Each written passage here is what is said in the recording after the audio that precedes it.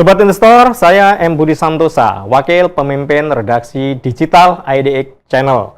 Masih akan menemani Anda dalam membedah tajuk utama pemberitaan yang tersaji di idx.com dan IDX Channel TV.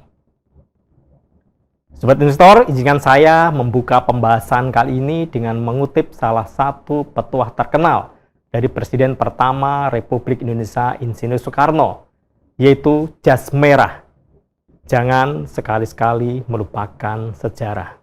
Petuahan ini dalam pandangan kami kembali kontekstual terkait dengan kunjungan Presiden Prabowo Subianto ke Rusia untuk memenuhi undangan dari Vladimir Putin.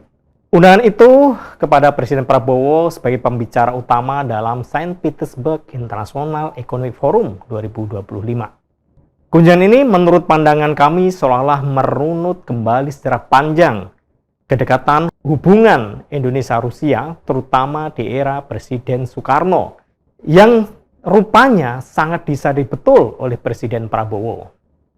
Meski momen ini baru merupakan kunjungan pertamanya ke Rusia sebagai seorang presiden, akan tetapi Prabowo mengingatkan bahwa jalinan diplomatik Indonesia-Rusia pada tahun ini telah mengisi angka 75 tahun. Dalam pidatonya, Prabowo juga menyinggung peran besar Rusia yang telah membantu Indonesia, bahkan sejak saat negara kita ini merdeka, yang saat itu masih dalam kondisi yang sangat miskin. Karenanya, bahkan hingga saat ini, Presiden Prabowo menegaskan bahwa keberadaan Federasi Rusia akan selalu menjadi mitra penting bagi bangsa ini. Menjawab pidato kenegaraan dari Presiden Prabowo, Presiden Rusia Vladimir Putin juga menegaskan bahwa Indonesia merupakan mitra utama Rusia di kawasan Asia Pasifik. Dengan hubungan bilateral yang sudah terbangun sedemikian kuat dan juga telah dirajut sedemikian kuat atas dasar-dasar kepercayaan dan persahabatan. Tak hanya itu, dalam rangka merayakan 75 tahun hubungan bilateral kedua negara, Putin memastikan bahwa Rusia siap mendukung penuh Indonesia dalam memperkuat posisinya di ranah internasional. Salah satu dukungan nyata tersebut diantaranya diberikan Rusia terhadap Indonesia untuk mendapatkan keanggotaan penuh di komunitas BRICS, yang notabene merupakan blok ekonomi yang digagas oleh 5 negara besar, yaitu Brasil, Rusia, India, China, dan Afrika Selatan, di mana status tersebut pada akhirnya benar-benar didapat oleh Indonesia pada 6 Januari 2025 lalu. Terkait kerjasama dan dukungan tersebut, Presiden Prabowo juga menggarisbawahi berbagai kemajuan ikatan bilateral yang telah terjalin terutama di bidang ekonomi dan perdagangan. Salah satunya terkait partisipasi Indonesia dalam Eurasian Free Trade Area atau EFTA sebagai bagian penting dari hubungan tersebut. Karenanya, dengan tren positif hubungan yang telah terjalin, Presiden Prabowo pun menegaskan bahwa sinergi dan kerjasama kedua negara ke depannya akan senantiasa didorong untuk dapat semakin produktif dan semakin luas, mencakup berbagai sektor kerjasama. Hal tersebut pun diamini oleh Presiden Putin, di mana jalan kerjasama bilateral yang telah berlangsung hangat dan kondusif ini akan dapat membuka peluang lebih banyak lagi kerjasama di berbagai sektor strategis, mulai dari bidang energi hingga pertahanan. Selain itu, Rusia juga dikatakan oleh Presiden Putin sangat terbuka terhadap peluang kerjasama di bidang pertanian, penjelajahan luar angkasa, hingga kolaborasi di bidang militer dan teknis. Tak hanya itu, Presiden Putin juga menyatakan keinginannya agar kedua negara dapat berkolaborasi dalam kerjasama di bidang teknologi, termasuk pemanfaatan teknologi nuklir non-energi untuk tujuan sipil dan dengan semangat perdamaian dunia.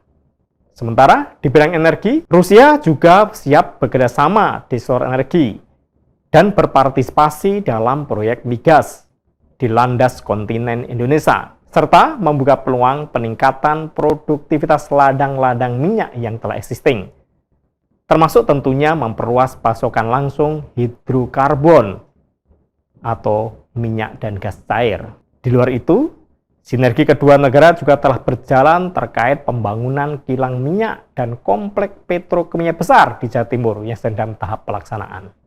Dengan segala kemesraan yang terjalin tersebut, kami dari tim redaksi setidaknya mencatat beberapa hal penting, di mana keberangkatan Presiden Prabowo ke Rusia untuk bertemu langsung dengan Presiden Putin sekaligus menjadi pembicara dalam Forum Ekonomi Internasional di Saint Petersburg seolah menjadi pernyataan sikap tegas dari Indonesia di tengah situasi geopolitik yang tengah terus bergejolak saat ini. Terlebih, pilihan Presiden Prabowo untuk terbang ke Rusia bertepatan juga dengan undangan dari Forum Negara-negara G7 terkait dengan eskalasi ketegangan antara Israel dan Iran, di mana kita tahu bahwa pada akhirnya forum tersebut melahirkan keputusan dukungan kepada Israel dan mengutuk keras serangan yang dilancarkan oleh Iran. Dengan Presiden Prabowo menolak untuk hadir langsung di forum G7 dan memilih menapak tilasi kembali kedekatan Indonesia dan Rusia, Presiden Prabowo bagi kami telah terlihat sedang menata posisi tawar atau bargaining position terhadap Amerika Serikat berikut dengan negara-negara G7 lainnya. Perataan posisi tawar ini dalam perspektif kami juga tak bisa dipisahkan dari sikap yang kerap kali jumawa dipertontonkan oleh Presiden Amerika Serikat Donald Trump terhadap negara-negara lain. Seperti misalnya lewat kebijakan tarif impor resiprokal yang telah diterapkan beberapa waktu lalu. Atau juga tarif Trump yang saat ini masih menjadi polemik. Dalam analogi permainan catur misalnya, Presiden Prabowo dalam pandangan kami sedang mencoba memainkan pion-pion yang ada untuk tidak sekedar secara langsung menghadiri pertemuan G7 dan mengemukakan pendapat tentang konflik Israel-Iran, melainkan justru merapat pada satu poros kekuatan lain, yaitu Rusia, untuk setidaknya mengerem kejumawaan Amerika Serikat dan sekutunya. Ini sebuah pilihan langkah yang berani, yang tentu saja syarat dengan konsekuensi, namun tetap layak diapresiasi. Demikian di editorial hari ini. Pantau terus berita ekonomi, bisnis, dan pasar modal hanya di Edik Channel TV, edikchannel.com, dan media sosial Edik Channel. Saya, M. Budi Santosa, pamit undur diri. Sampai jumpa.